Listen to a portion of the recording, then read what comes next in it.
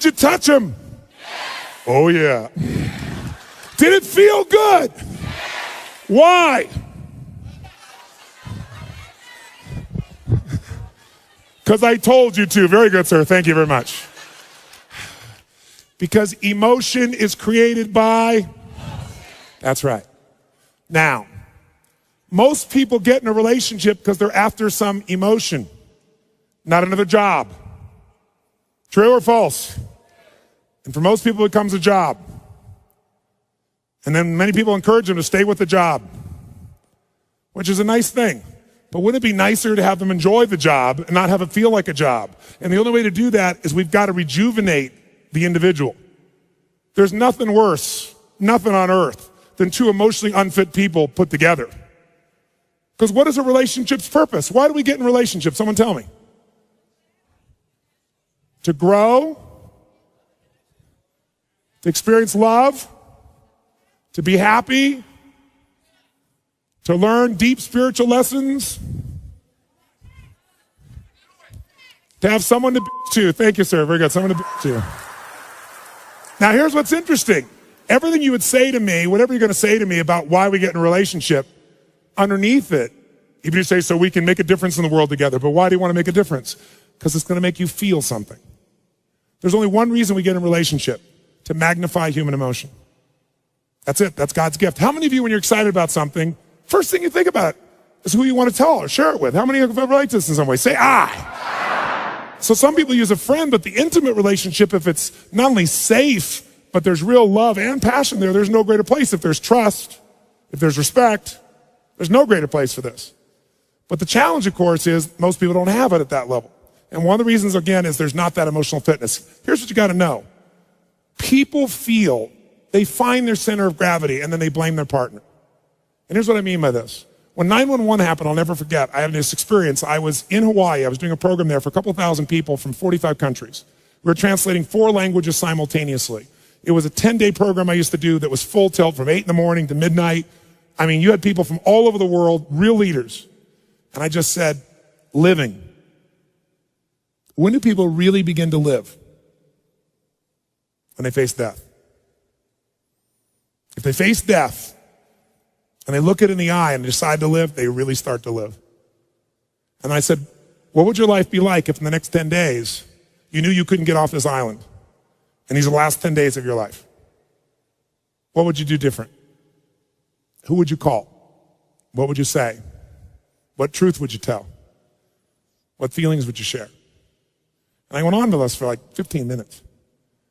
That night, 911 happened. At 3 o'clock in the morning, they called me to tell me the buildings had just dropped. And we had 200 people from New York there, because I have a lot of people in the financial district that are my clients. And there were at least 45 people we knew immediately that had lost their entire company, all their friends, family, their husbands, their wives, instantaneously. 3 o'clock in the morning, you go outside, and it was pandemonium, because you got people from all these cultures. Every religion was represented in the room. And so outside, there were people that were crying uncontrollably because they knew the end times were here. There were people out there that were fighting because some people were celebrating. I mean, it was brutal. No one thought I'd get everybody in the room. I got them in the room, and I said, today is about emotional mastery. That was the scheduled portion of that day it was supposed to be. I said, and this is the real test. And so we brought people together, and I got people to express to me and tell each other, at the moment that 911 happened, what did they focus on? Because these are 3 decisions that shape your life. Number 1, what are you going to focus on?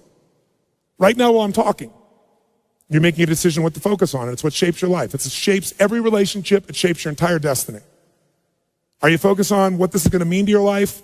Are you focusing on who the hell is he to tell me that? Are you focusing on the smell of your neighbor after that jumping up and down? Whatever you focus on, you feel, don't you? Even if it's not true, you feel it. So focus is the first decision we make. Second decision is, what does this mean? Is this the end or the beginning? If you think it's the end in a relationship, you're going to behave very differently than if you think it's the beginning. Is God punishing me with this? Is God teasing me? Is God challenging me? Is this God's reward? One shift in meaning instantaneously changes your emotion, and your emotion is your life. And then the third decision we make every moment is, what are we going to do? Pull back, go forward, give up, sit down, stand up, make it happen. So I ask people, what'd you focus on? What did it mean? What'd you decide to do?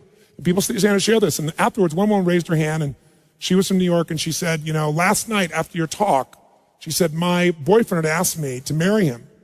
And I told him no because my previous fiance had been murdered and killed, kidnapped and killed. And she said, I'm not over that. And he said, well, you go to that stupid seminar, then it's over between us. And she said, then fine, it's over. And she said, then when you said that first night, I got chills.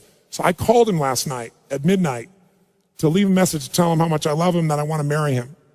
And she said, he called me back at 3 o'clock this morning. She said, but I didn't get the message, but I have it here. And he was at the top of the World Trade Centers where he worked. And she actually has a voice. She was on Larry King later on sharing this. And he plays this thing on and he says, honey, I can't tell you what it means to me to get your message and to know that you love me. You can't imagine how much I treasure it. And he said, unfortunately, I have bad news. He said, I don't know what's happened, but the whole building's on fire. And he said, I'm not going to get out. And he said, so I just want you to know, he said, that I love you so much and that you've touched my heart and my soul so much. And if there's only one thing I could say to you is you must be asking why God would do this to you twice with 2 different men. He said, I don't know, but maybe it's a lesson, honey, that whatever you do every day of your life, love and don't ever hold it back again. Don't hold back love. Don't hold back anything. Love every day you've got. I love you. And he hung up.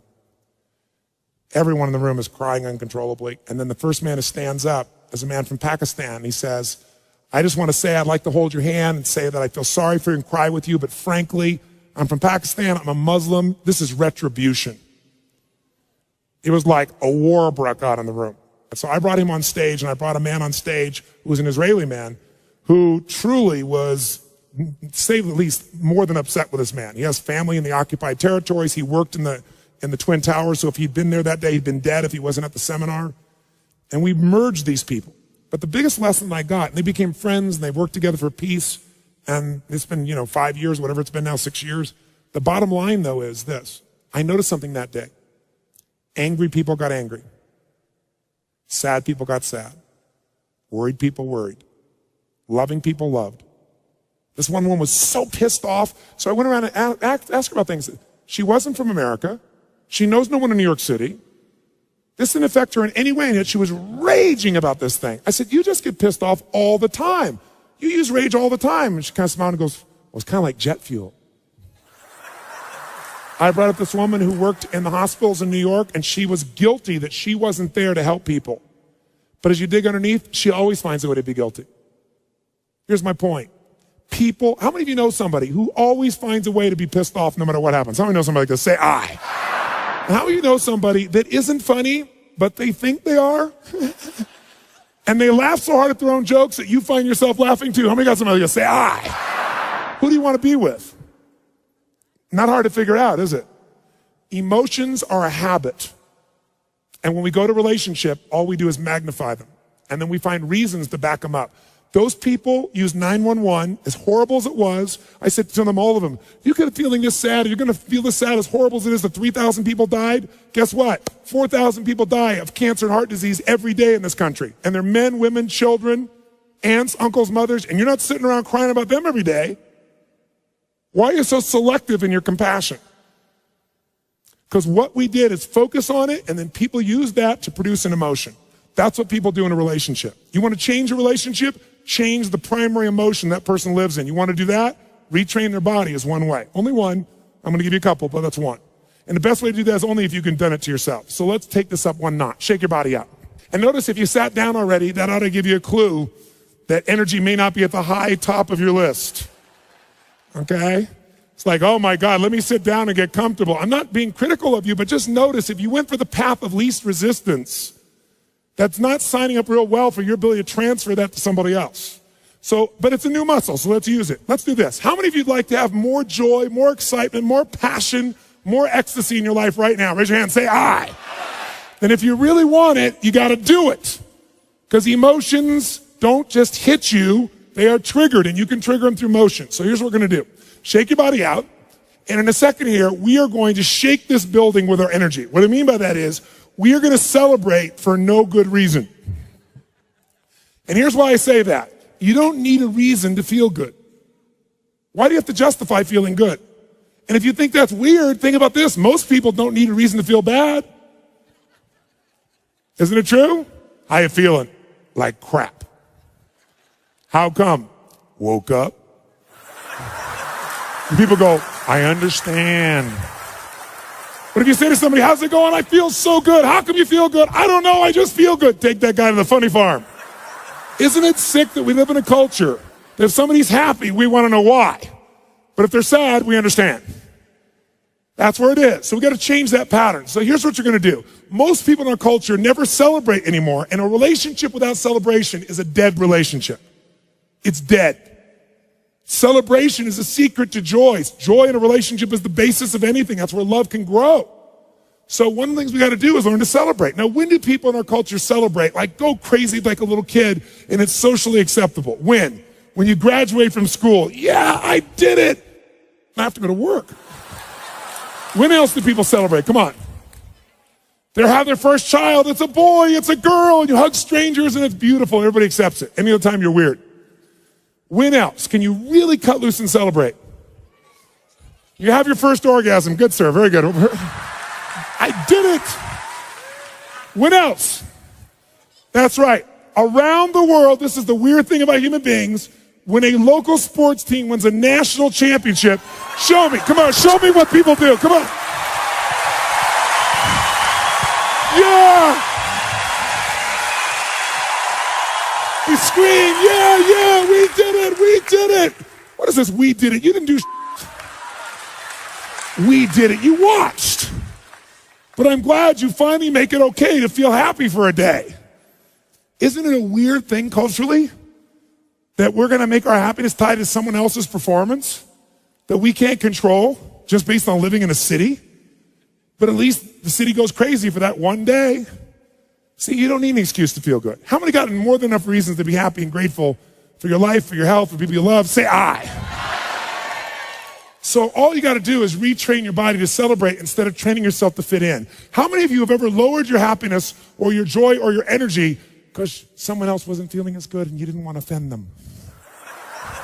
And does it make them feel better? Your playing small does not make them big. All it does is lower the standard, and most of us have learned to do that. So if you're going to lead, you got to step out of it. So let's do this. We are going to celebrate just to get that energy in our body. On a scale from 0 to 10, where 0 is dead, 10 is unstoppable intensity, go to 20. Now to do that, in case you haven't celebrated in many years, I'll remind you. First key to celebration is your feet must come off the ground. None of this, I know it looks cool, but when you actually rise up like this and you extend, you open your diaphragm, which changes your biochemistry instantly. It doesn't happen when you do this. Second key is you must use your voice. How many of you and your kid used to make all kinds of weird noises? Come on. Make some crazy sounds out loud. Come on.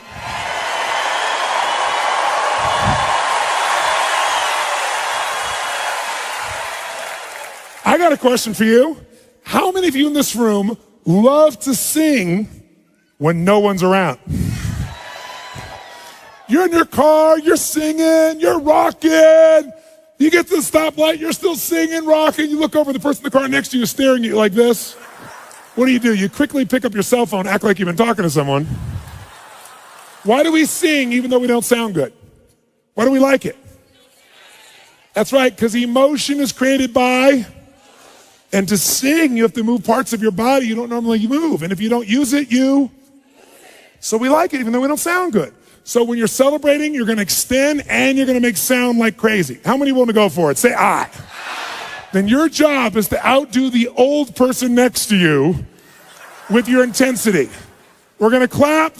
We're going to clap till we get to 3, and then we'll do it. 1, 2, 3, go!